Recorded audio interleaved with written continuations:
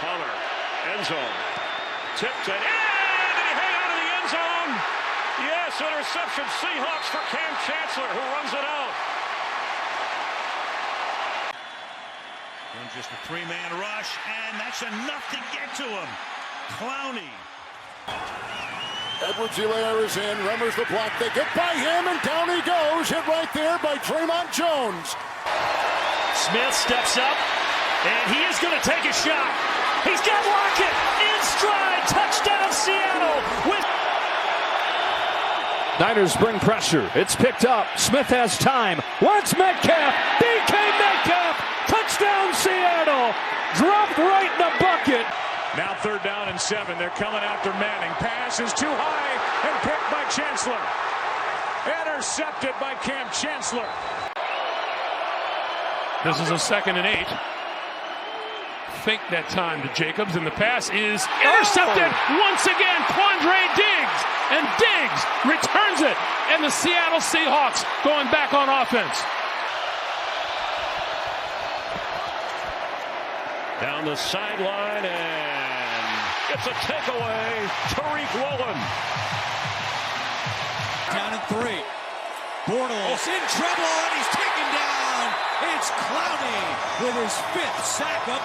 Alright, hey there guys, Adrian here, aka JADEVEON95, coming at you guys with another video. So today's video is going to be an update to the Seahawks theme. Now this video is not going to be coming out till Saturday, just because I did put out a video for the Noah Fant gameplay. If you guys haven't seen it, linked to it in the description, or just check out my channel. It's the last video before this one, hopefully, unless I decide to upload another video.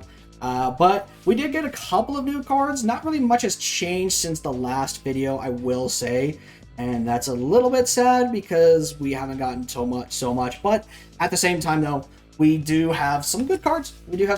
Now, obviously, with how I do my theme teams, it is a little bit different than the average theme teamer. So if you guys are looking at this lineup wondering what the hell, yeah. So we do have basically the only card we got for the offense was Noah Fant.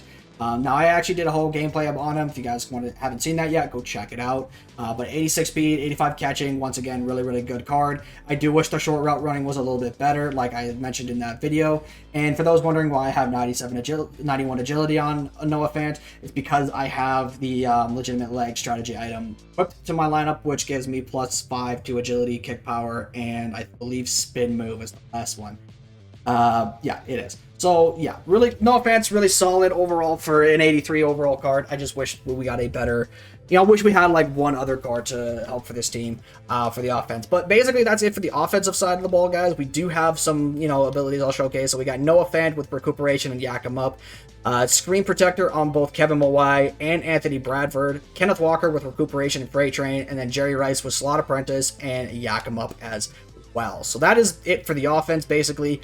How I'm rocking this team so far. Moving on defensively, got a couple of new pieces. I'll say that. We got a couple of new pieces. First off, I'll showcase Bobby Wagner in case you guys didn't see him in the last video. If he was in the last video, I don't remember fully. 87 speed, 85 acceleration, 80 agility, 74 change of direction. Not the greatest of users, but it's Bobby Wagner cards, and they tend to play pretty all solid and / good for myself personally. So I'm going to use Bobby Wagner cards, and +2, it's Bobby Wagner. I'm not going to not have him on this team, especially with how I do my theme teams and whatnot. So we're also putting Eric Berry at free safety. We're going to have him playing the Earl Thomas role that, for this team, unless we ever get an Earl Thomas, which I seriously doubt we'll ever get an Earl Thomas, guys, just because of his issues. Make no mistake, if we ever get an Earl Thomas, though, I will for sure be picking that up and be putting him on the team. But until then, Eric Berry will probably be playing the Earl Thomas role for this defense. Cornerbacks, we do have Trey Brown with Team of the Week card. Now, this card is actually pretty good for the most part in terms of Team of the Week players.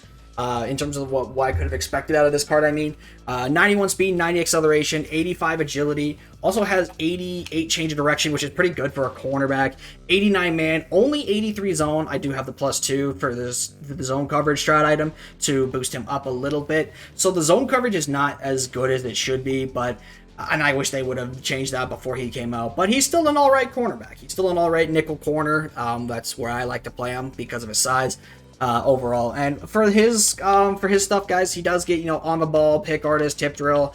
I would recommend either just pick artist or nothing at all, because right now abilities aren't that good, and I'm hoping that EA gives us an AP increase relatively soon for this team, for both sides of the ball. I really think we should have stayed up at 12. I don't think we should have went down to 6. I think that was dumb for them to put it down to 6 AP for both sides. I'll showcase what I have on Eric Berry right now. So right now I have him at 87 speed, 86 zone coverage, 83 man, 82 hit power, 83 pursuit, 86 play recognition, and then also have him at 61 block share with 85 change of direction. So again, that is basically it for Eric Berry. Again, he's going to be playing the Earl Thomas role. Next, we also have Jerron Reed. Now, I don't know if he was in the last video for the Seahawks team, but I will showcase him in case he was not.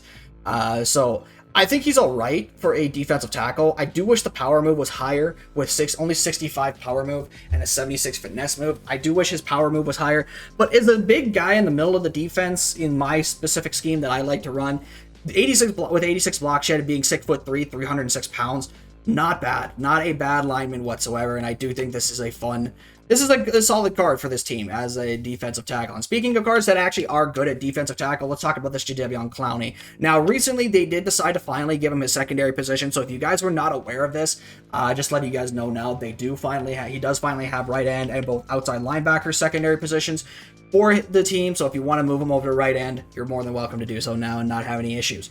But with him, he has 86 speed, 86 block shed, 82 power move, 75 finesse. The power move is pretty bad. I won't disagree with that. But the pursuit as well, being an 86, as a run-stopping defensive tackle, he's really, really good. He actually has been getting to the quarterback quite consistently as well, I have noticed. I think it's just because Clowney cards are just Clowney cards and they just play really, really well. Now, I know for the Seahawks team how I have my rules set up, and stuff of that nature. But Clowney is one of the few exceptions because when he was on the Seahawks, he actually was good. The Seahawks were one of the better defenses at generating pressure on the quarterback in 2019 when we had him on the roster in comparison to when we didn't have him on the team. And then after that, he just wasn't, after we let him go, the Seahawks defensive pass rush was not there. So obviously, it is what it is with that. But I still have Clowney just because of that reason alone, because Clowney was, again, he was really, really good for the Seahawks. So yeah, that's it for the defensive side of the ball, guys. Realistically, again, not a whole lot has changed with how I do my teams. Not so much has really realistically changed. We do have a 76 Cameron Young that I'm not going to showcase. We finally got our third corner. We finally got a third cornerback that isn't, gold Kobe Bryant or Devon Witherspoon. So we got some good corners now. Our secondary is getting a lot better, especially for this team. So yeah, I'm hoping that this team continues to get better and also continues to be a team that, does get some more upgrades because the team does need some more.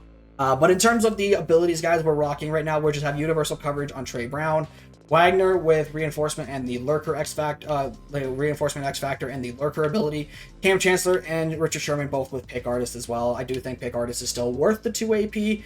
I wish it wasn't that much, but again, I think it's just because of the total number of spend rather than it being 2 AP itself. I think is a problem. But we also have, the special teams. We have Jason Myers and Michael Dixon as the kicker punter.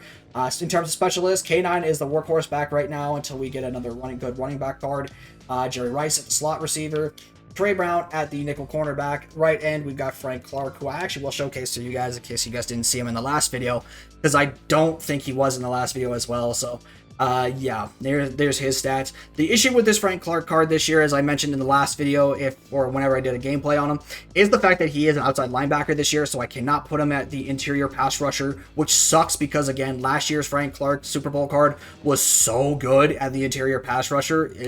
Again, he was my one of my interior rushers for the rest of the year when I picked him up. That's how good he was. I loved that Frank Clark card last year.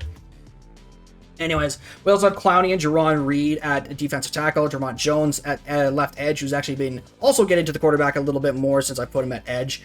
Wagner and Adams at linebacker still. I took out Adams from the strong safety spot, so I have the ability to put Eric Berry there. And then we also, for the strategy, guys, we have the Patriots offense. We moved over to the Giants defense, which is very similar to the Seahawks, but instead of having 3-3, nickel 3-3, they have the Giants has 3-3 odd, which I find myself running 3-3 odd more than nickel 3-3. I've never been a really big fan of nickel 3-3 just because of the 3-down lineman set. I'm not really a fan of. You probably could get a little more creative with blitzes than nickel 3-3, because of that ambiguous setup, but I'd rather not do that. Strategy items, guys, again, throw power, gunslinger in the zone, legitimate legs, the Seahawks team affinity, and Brandon Staley for the +1 play rec, and then the uniforms and what. This. So that is it for the team, guys. Hopefully you guys did enjoy. Next week will be an update to the Rams team. Hopefully we get some cards for that Rams team because that Rams team does need a new quarterback for sure. But if you guys like this type of content and want to see more, hit the subscribe button below. Also leave a like. Both things help out in the algorithm quite a bit. And with that, I'll see you guys in the next video. Peace.